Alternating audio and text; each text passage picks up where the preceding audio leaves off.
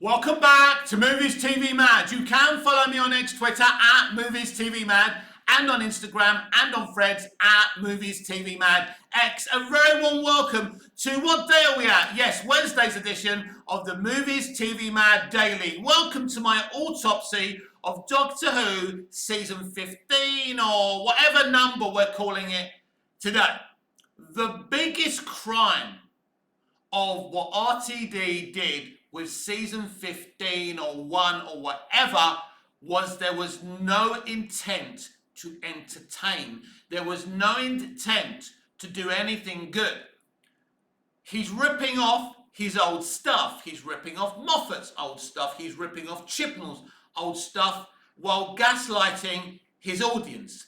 But make no mistake, the gaslighting is purposefully done. It's a tactic. He's seen it everywhere else and he thought this is the best way to get top ratings. Not good entertainment, not good Doctor Who.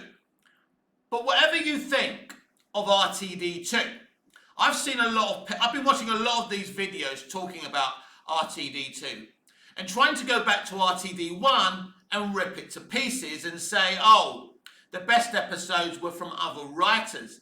That you can't do that. I'm sorry. What he did in the way he brought the show back was fantastic. He brought Christopher Eccleston on as the Doctor. He brought Billy Piper on. He brought Stephen Moffat. It was his idea to do an amazing Dalek episode in the first series. Yeah, was it Robert Sherman or whoever it was? Wrote it and it was brilliant, but he would have been involved with that as well. As the showrunner, you do, look at the script and say, how about you do this? How about you do that? So I'm not having that. What he did with RTD1 was extraordinary. It's very rare to bring back an old show, an old franchise, and make it successful on a mainstream level that's never been seen before with that show. Because Doctor Who never had that popularity. It was RTD who did that. So he's still a hero for me for doing that. What he did was sensational. Don't go back trying to rip apart people's work because you're unhappy with their current work. And people saying, oh, he's inserted his ideology. His ideology is all over RTD1. But the difference is it's mixed in with compelling storytelling and characterizations. The originality of Captain Jack, a kind of Han Solo who will do anyone at any time, was a genius idea, of course. Captain Jack is Russell. It's a fantasy version of Russell T Davies, but he's brilliant. And Barrowman was a great pick. In terms of Doctor Who, RTD's sexual fantasies have always been there. They're all over RTD1 as well. As a writer, this is what you do. You can create scenarios that you'd like to be in yourself. But his work on RTD1 was fantastic. But the problem is with RTD2 is that there's no effort to entertain. There's no effort to do something amazing, to be original. He's given us an empty shell of a Doctor. Not as an emptier shell as Jodie Whittaker's Doctor. Again, that's not Ncuti's fault and that's not Jodie's fault. And the other tactic, of course, was during the marketing when they had Ncuti Gatwa telling apparent racist fans to touch grass. No one on that production believed that people were anti-Ncuti Gatwa because they weren't. They wasn't. Is it Ncuti? Is it Ncuti? Whatever, right? I'm calling you Ncuti. Sorry, I can't remember how to pronounce your name. But anyway, Ncuti wasn't the problem. And, like the hardcore fans, welcomed Ncuti with open arms. There wasn't really a racial issue there. Maybe with a few idiots, right? But because there are a few idiots who think the Doctor should be white and English, which I don't agree. It's a humanoid. It can regenerate into anything, That's the Doctor. That's the premise of the Doctor. So that's fine. It's not, for example, it's not the same issue as having a black James Bond. It's not the same issue as Bond suddenly having a sex change and becoming a woman, right? So the issues are different with Doctor Who. What you want is a great Doctor, great characterizations, great aliens, great worlds. There was barely any other planets on the show. There was barely any new aliens. There was a few, but not very, not like kind of like the Silence or the Ood, interesting aliens, right? There was very, very little creativity, purposefully done. He didn't want to give us anything, right? That's the truth of this situation. What he wanted to do was gaslight the audience. He's saying things like he was inspired by Rey's story in The Last Jedi. So this is why he upped the ante on Ruby Sunday to pretend that something amazing and fantastical was coming, a fantastical mystery box, then delivered nothing. He did it on purpose because he thought this would cause controversy. Now the question is, are his tactics of gaslighting the audience and purposely delivering nothing creatively, has it worked? No, it's backfired badly. Let me explain to you kind of the timetable and the timeline of RTD2. RTD's back, everyone's excited again, right? So then we get that whole Davros, he's got legs now, because we don't want to show disabled people as being evil. There was a lot of anger over that. And there were, people going into his Instagram and he was saying tough and all that shit. But after that, every next controversial decision was met with less screaming. It became a situation as we got deeper into the specials and especially into season 1, that people simply didn't care anymore. And that's my attitude. I'm watching Doctor Who. I will watch season 2 of Doctor Who, but I'm not excited about it anymore. I'm not. I'm just watching it because it's Doctor Who. And I believe I have a following on this platform that want to talk about Doctor Who. And I want to talk about Doctor Who as well. Because I love it, but I don't love what Chibnall did, although I think now, looking back, what Chibnall did, at least Chibnall had a bloody vision, right? You've got to give Chibnall that. He had a vision. RTD hasn't got a vision. RTD's vision is tactics to bring in viewers. And then the biggest of all lies, they're saying that their ratings were great because they brought in people under 34. This is a blatant lie. It's a bit like theoretical physics saying that they can dangle an elephant on a tree tied to a daisy. Well, with theoretical physics, anything is possible. And if you've got a low viewing, right, and you've got like 10 under 34s watching it, right, you can say, oh, look, we've got a great number of under 34s watching. Let's just assume it's 10. Because your viewing figures are so low, if 10 under 34s are watching, that's great according to them. Here's the thing. The numbers wasn't good. I don't know about the numbers on D+, but I don't think they were that impressive. And the not so special numbers on Disney Plus weren't that special either. They blamed the lack of marketing. It was weird how Disney didn't really want to market the not so specials. I think it's because David Tennant, a white guy, was the Doctor. This is how they think. Because if they owned Doctor Who, he wouldn't have been coming back. They would have had another diverse figure playing the Doctor. And this is what they're all about. Okay? That's why they didn't promote it. This is their stupid, childlike mentality. But people who call RTD woke, because he has got this ideology, but he's not woke. I've told you before, Adolf Hitler was more woke than RTD. RTD isn't woke. He used to dress Billie Piper with her cleavage hanging out. He's dressed, Millie Gibson with her cleavage sticking out. This is a gay guy. But he knows what sells, right? He did nothing with Millie Gibson, a prominent young actor from Coronation Street. Well, everyone was applauding Millie. Everyone. I know that Barbara Knox, who plays Rita, thinks that thinks that Millie's one of the most gifted young actors. You know, Bill Roach, all the legends on, you know, Helen Worth. Everyone loves Mills. Everyone on that show loves Mills. Everyone on the circuit loves Mills. Mills wasn't the problem. He gave her fucking nothing. He brought her on to use her as a first trap. It's as simple as that. Millie Gibson was used as a first trap. And that is, I was, look, knowing her, I was stunned with some of the outfits I saw her in, the way they made her up, the way they were doing her hair. Because that isn't the Millie Gibson that I know. That's just not who she is. That's not her mentality. She's very cup of tea, I'm coming round for a cup of tea kind of gal. So I was absolutely stunned to see how she was dressed, because that is not Millie Gibson. It's not.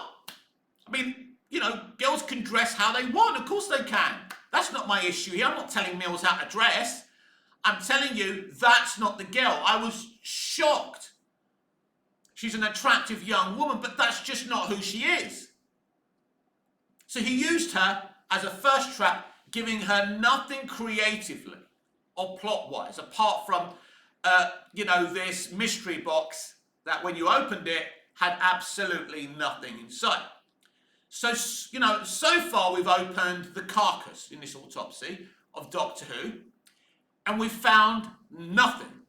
The cause of death is nothing, because we were given nothing. RTD has wasted his time and our time when we could have had a prominent showrunner and writer, you know, in the creator and showrunner of Happy Valley, and we could have had, as I said before, we could have had Sarah Lancashire as the Doctor. Don't give a shit if you think that's not a good Doctor, because you've got to be fucking mad if you don't think Sarah Lancashire wouldn't be a fucking great Doctor. So he's wasted his time, and he's wasting our time. He's going to waste our time again with season 2. I will be back. I'm not boycotting Doctor Who. I didn't boycott Doctor Who when it was so bland and boring in the Chibnall era. But I love the power of the Doctor, and I'll explain why. Because that was a bigger celebration of Doctor Who than those 3 or 4 not so specials. So when did I start to kind of suspect that RTD was going to give us nothing? Well, I think Star Beast was all right. It wasn't his story, but he adapted it. But it was okay. It was exciting. It was the old RTD formula, fast-paced, you know what I mean? So I quite liked it. I liked the twist with Star Beast, because I didn't know the story. I've never read the comic book, graphic novel before. It was really when we got to the end of Star Beast, I started to realise we were in trouble.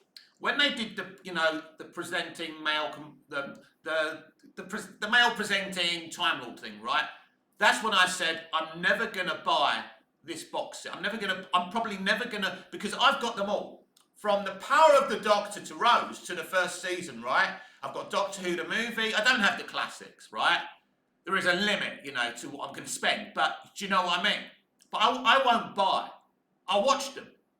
I'll watch them on the iPlayer when they come on in the morning, if that's the kind of release strategy they're going to do for season 2 as well. I'm assuming nothing will change there, but I won't buy them, which is a shame.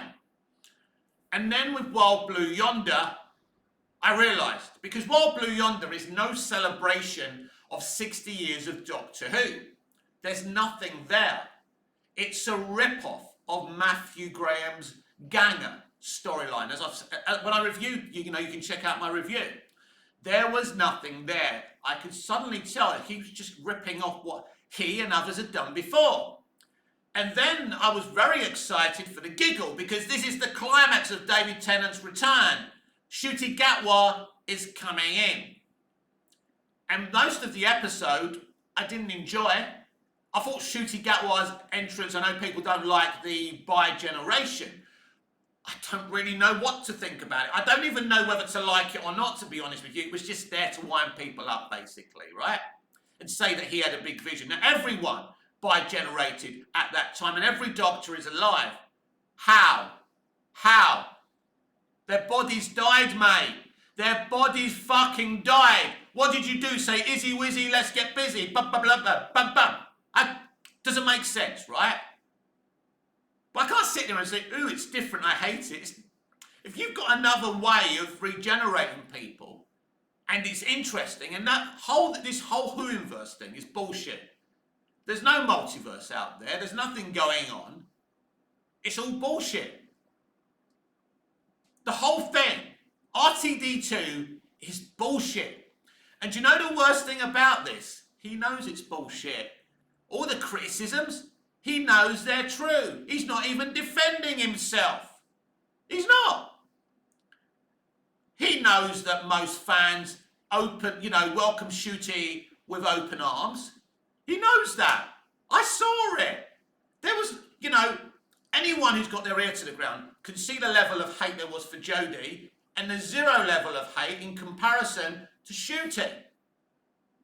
So, there was no, we don't want a black doctor, we don't want a black gay doctor thing. That's something they just created. And of course, the usual people jumped on all of this and made it a thing. So you got all the videos, RTD says this, RTD says that, because it's easy money, right? I get it. But the truth is, the issues of RTD2 is not about representation or inclusion. It's about purposely gaslighting the audience, thinking that in terms of marketing, that will bring people, that will bring interest, right? It's the new way they do it. They all do it now. They all do it because they know on social media it creates interactions. And social media interactions may even be more important in getting viewers these days because of the sponsorships and things like that. The way money is made from entertainment has changed. There's no question about that. But in the end, we have a show that was purposely gaslit, purposely offered nothing. He purposely didn't offer nothing. This man isn't stupid. He literally sat there working out how to write the worst thing ever. That is the crime here. When people are tearing his episodes to pieces, he knows. He knows how bad it is because he made it bad on purpose. He didn't want to give us anything. That's the truth. Do you really think this guy's that fucking stupid that he unknowingly, he thought, they'll never see that. They'll never see that I'm recycling this and recycling that. Of course not. There was never, ever any motivation to give Doctor Who fans or new fans anything. So how do you expect to gain a new audience? So I repeat again, the viewing figures and the way they've explained it about under 34s coming in, and that's what they wanted, no. Because there's no evidence of that, by the way. Because I'm on the internet, I've not seen many, if any, young people talking about Doctor Who. Get in my TARDIS and let's go back to 2005. The show was dominated, not just by under 35s, but under 20s. Mums, dads and dads, mums and mums sitting there with their kids. And a new generation was introduced to Doctor Who and loving it because creatively it was very original. That's not the case anymore. And really, that's not been the case since Moffat came in, even though I enjoy much of Moffat's work and think he's a great writer. But ultimately, RTD did something clever. In 2005, he found a way to bring in the older fans, bring in kids, and have families watching it. And bring in a lot of young women to watch Doctor Who as well, because even though Eccleston isn't Mr. kind of good-looking film star, there was something about Eccleston that women liked. And then with Tennant, women loved Tennant. So he was able to bring in every demographic and bring in a younger audience. That simply hasn't been the case this time. So they can lie, but they're not fooling the public. It is a lie. It's a blatant lie. You haven't bought in any under 34s. It's a fucking lie. Why are you lying? I don't even know if I can say you failed, because you purposely gaslit your audience and you purposely gave us nothing creatively. So I'm not too sure if you failed or succeeded in what you wanted to do. Because I don't understand, Russell, what you wanted to do, what you wanted to achieve here. Because you don't have any good stories, you don't have any good adventures, you didn't bother developing your companion, all your doctor does is cry. I don't mind a cryy doctor now and again, but that guy's ridiculous. He doesn't really do anything, you don't make him look clever. You can tell he's reading the script rather than having the knowledge, the great knowledge that the doctor has. That's been not really believable for a while now. Really since Capaldi. Because nobody believed Jodie's doctor was clever, and not because she was a woman. It's the way the scripts were formatted and the way she was directed. We've had two diverse doctors, and both of them have been done a great injustice. So let me ask you, as I always ask you, who are the racist bigots and the sexists? Is it the customer, or is it Russell T Davies and Chris Chibnall that literally gave their diverse doctors fucking nothing? Because if all you can do is bore on about bigotry, racism, homophobia and sexism just because you've got diverse doctors, then you, my friends, are doing them a disservice and you are being bigoted. So, and that's the truth. The industry is very, very bigoted. There's no real representation. They just cast each other. Whatever that person looks like, they were christened by their mate, or, you know, they have them on the casting couch, right? Yes, the casting couch still exists, by the way. Definitely at the BBC. Anyway, it's everywhere. Nothing's changed. Nothing's changed in that fucking industry. But, so you did your diverse doctors a disservice. You gave them the least creative versions of the character in the history of the show, and that will be remembered when Chibnall and Davies are dead and buried. People will remember that. People will remember that the female doctor and the black doctor were given the least creativity. So who's the racist? Who's the biggest? Who's the sexist? It's you, Mr. Chibnall. It's you, Mr. Davies. And RTD is a hero of mine for bringing back Doctor Who. Torchwood is an incredible piece of work. That first series was amazing. And no one can say any different. I know Chibnall mainly ran Torchwood, so credit to him. Chibnall isn't without any talent. He isn't. He isn't without any talent. He's proved it. I think Torchwood was a better animal for him. You know, I think Doctor Who's more fantastical, and especially the modern era. And I think his way was a bit too grounded, if you like. Too grounded, too boring. I think that was one of many problems with Chibnall's Doctor Who. People don't like Cyberwoman. I actually loved Cyberwoman from the first time I watched it. I don't know what people's problem is with Cyberwoman. I thought it was a very, very compelling story. I don't know if people are upset because it's a woman, because she's black. I don't know. But I thought it was a very, very powerful episode. I remember watching it and thinking, wow, this is powerful stuff. But anyway, so that is your autopsy, really. That basically the whole thing was a waste of time. That there was no motivation. He never ever intended to give us what he gave us in his first series. And that's the problem he has. That he did 4 series, along with the specials that were fantastic, and he's being compared to that. And when you compare it, you know, it's not like we're comparing Superman the movie to Superman 2. It's not like we're comparing Lost Season 1 to Lost Season 2. We're comparing RTD 1 and 2. RTD 1 is some of the most extraordinary television I've ever seen. The reveal of John Sims Master. I was fucking buzzing that night. So no one come at me and say to me, oh, RTD 1 wasn't all that anyway. Bollocks. Bollocks. You can't do that.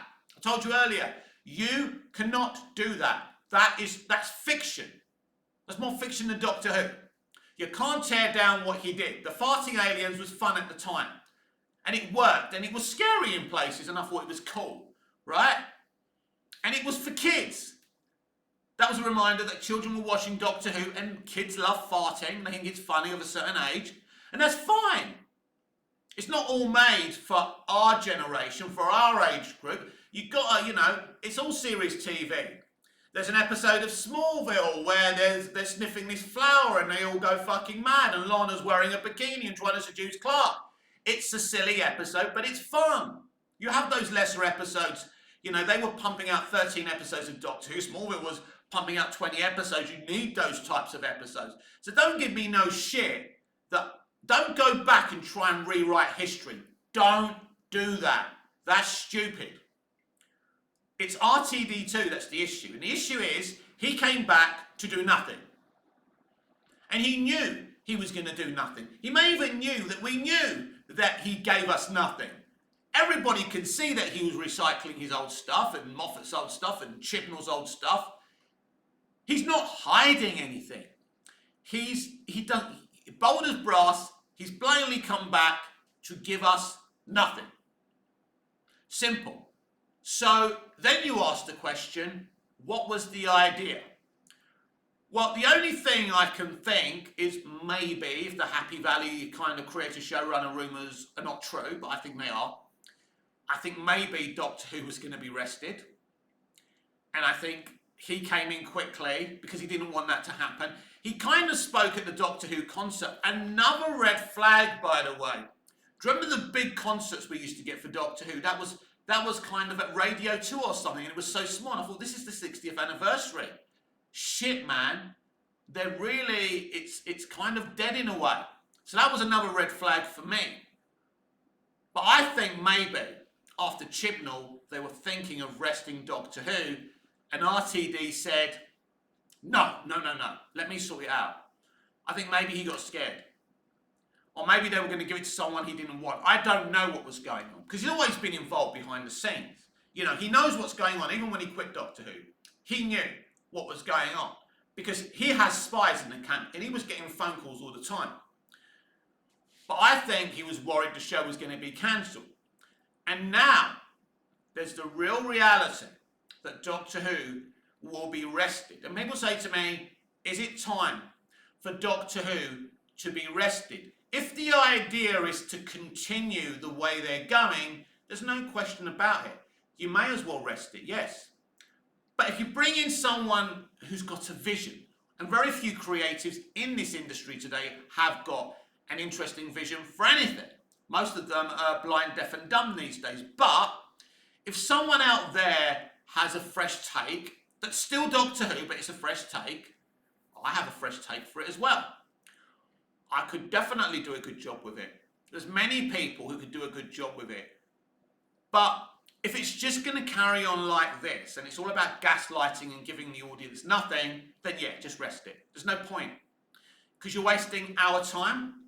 You're wasting the creative's time without a vision. You're wasting the license fee money and Disney Plus subscribers' money as well at this moment in time. Everyone's time and money is being wasted. It's like being told to go to a place that doesn't exist. You've wasted your energy. I've walked for half a fucking hour to a place that doesn't fucking exist. That's what Doctor Who and watching most entertainment these days is like. It's a waste of fucking oxygen. And so, yes, if we're going to continue on this track, then just, rest it. But if you're going to bring someone in, and it's clear that RTD isn't the man. Unless he can roll his sleeves up, if he magically gets the third season and says, right, I want to do something here. I was wrong, I want to do something. But I think he'll quit at the end of season 2, and I think Moffat will probably take over. It wouldn't surprise me. I think we're repeating ourselves, and I don't think that's a good idea either. Even though I love Stephen, and I love his writing, and I love his vivid imagination. And I think he's got a better handle on Doctor Who than anyone. I really do. But I'm not sure he's got anything new to offer. But I've warned about this for years, that this country club, sorry, I just saw a spider, so hopefully it doesn't crawl anywhere. Oh man, that's bad. Anyway, so I forgot my tract here. I forgot what I was going to say, thanks to that bloody spider. So, yeah, if you've got nothing new to offer, what's the point?